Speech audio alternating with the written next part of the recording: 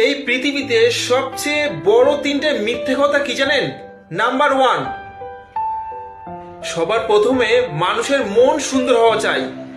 মানুষের রূপ সৌন্দর্যে কি এমন আছে, কিন্তু সব শেষে কিন্তু আমরা রূপ সৌন্দর্যকেই দেখি, মানুষের রূপ সৌন্দর্যকেই দেখি।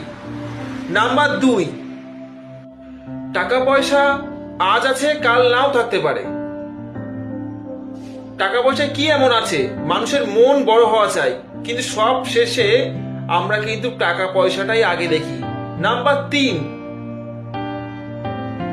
সত্যের সবসময় জয় হয়, কিন্তু না, বর্তমানে সত্যের সবসময় জয় হয় না। যার কাছে টাকা আছে সেই বারবার জিতে যায়।